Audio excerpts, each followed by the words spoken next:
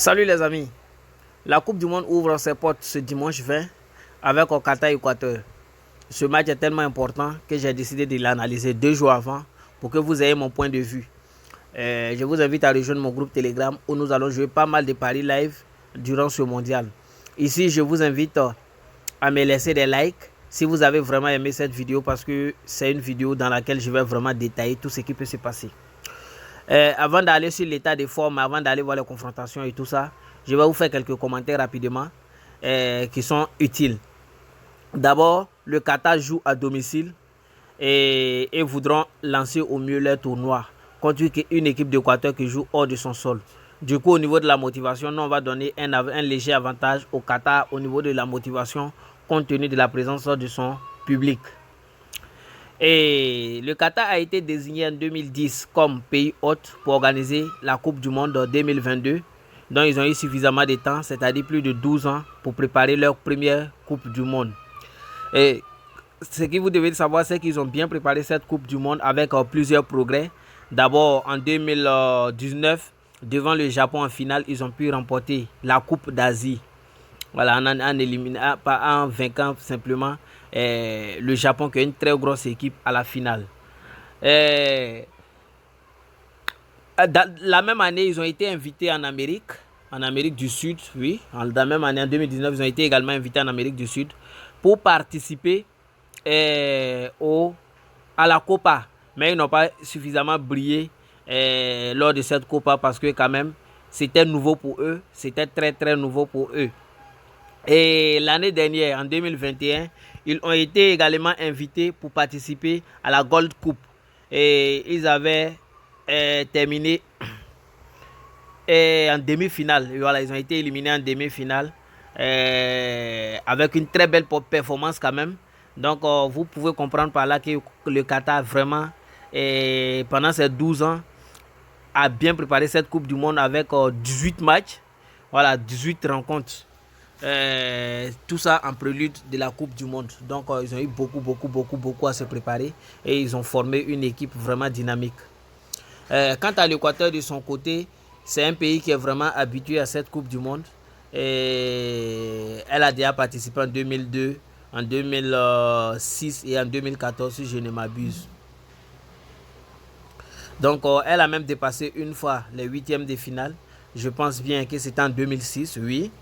Et elle a été quart de finaliste de la Copa América en 2021.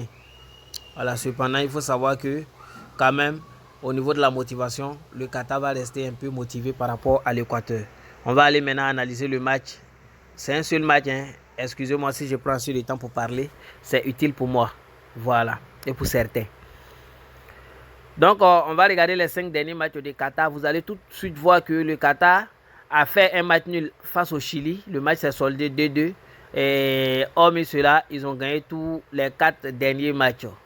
Et voilà, les 4 derniers matchs. Le dernier, c'était avec Albanie en date du 9. L'Équateur, de son côté, a fait une victoire, mais 4 matchs nuls. C'est-à-dire c'est une équipe aussi. Quand vous regardez les scores, vous allez comprendre que c'est une équipe qui encaisse peu. Donc défensivement, l'Équateur reste quand même au-dessus de du Qatar. Parce que c'est une équipe qui encaisse peu. Et elle a croisé le Japon, l'Arabie Saoudite, Cap-Vert, Mexique et Irak lors de ces 5 derniers matchs où ils n'ont pas encaissé pratiquement de buts. Donc automatiquement, on voit le niveau de forme. Quand on va sur les 10 derniers matchs, le Qatar a perdu 2 matchs pour 2 nuls, dont 6 victoires. Et quand on prend toujours l'Équateur, ils ont perdu un seul match, 3-1. Et toujours des matchs nuls. Voilà, et puis 2 victoires. Vous allez voir toujours que c'est une équipe qui encaisse moins. C'est une équipe qui n'encaisse pas du tout. Mais il y a un élément fondamental à prendre en compte. Le 12-10e mois 2018, les deux pays se sont confrontés en amical. Qatar face à Équateur pour toujours la préparation de cette Coupe du Monde. Et le match s'était soldé 4-3 en faveur du Qatar. Ce qui veut dire qu'au moins une fois, les deux équipes se sont rencontrées et ils se connaissent. Qatar à domicile. Qatar à domicile. Voilà, sur les 5 derniers matchs de Qatar à domicile, c'est la même chose. 4 victoires pour une défaite. Et Équateur à l'extérieur, voilà, ne parvient pas à gagner ces matchs. Et c'est difficile pour eux. Voilà, ils ont même fait une défaite durant les 5 derniers matchs. Donc, au niveau de l'état de forme, on va donner un léger avantage au Qatar qui, à domicile, joue mieux que Équateur à l'extérieur. Alors, en combinant tous ces paramètres et en regardant la dynamique et puis certains autres paramètres que je n'ai pas cités dans cette vidéo, notamment que vous connaissez tous. Alors, je vais dire simplement que dans ce match-là, je vois le Qatar au match nul. Ça, c'est mon premier pronostic. Parce que c'est le pays organisateur. Je ne pense pas qu'ils vont perdre le premier match. Voilà, je ne suis pas sûr qu'ils vont perdre le premier match. Pour moi, ce premier match-là va se terminer par un Qatar ou match nul. Parce qu'on a en face de nous une équipe d'Équateur qui n'encaisse pas trop, mais qui ne marque pas. Et une équipe de Qatar qui arrive à marquer, mais qui encaisse aussi moins. Donc, je vais sur la base de Qatar au nul pour mon premier pronostic dans ce match. C'est un pari individuel. Le second pari individuel que vous pouvez tenter dans ce match, c'est un but pour Qatar, 0,5 but pour Qatar. C'est côté, je pense, à 1,5. On va aller voir tout ça dans OneXBet tout à l'heure. Donc, on va aller dans OneXBet. On va voir le reste là-bas. Donc, on a le premier match ici entre le Qatar et l'Équateur. Dans ce match, je vous ai dit tout à l'heure que mon premier pari sera la victoire au nul de Qatar qui est coté à 1,59. C'est une très belle cote à tenter. Et voilà, je peux enregistrer le coupon pour ceux qui veulent bien sûr le voir. C'est la victoire au nul.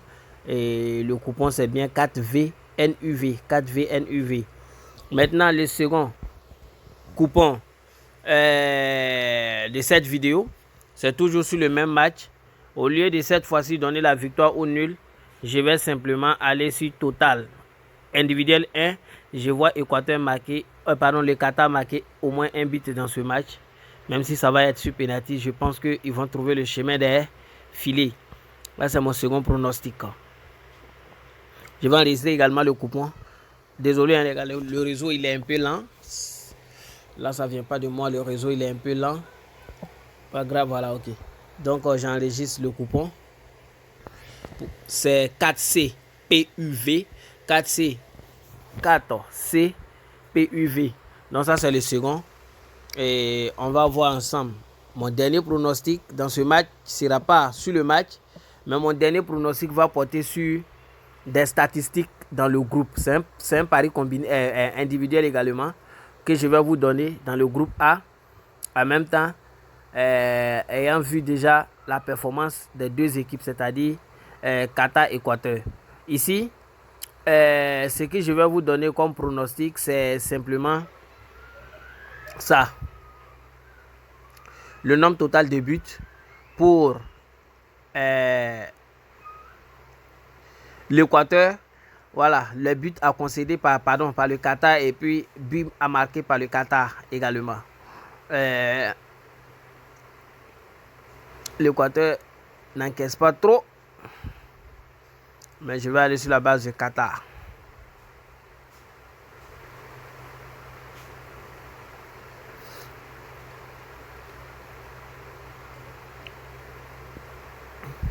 Voilà, voici. Le Qatar va marquer au moins 2,5 buts dans ce tournoi.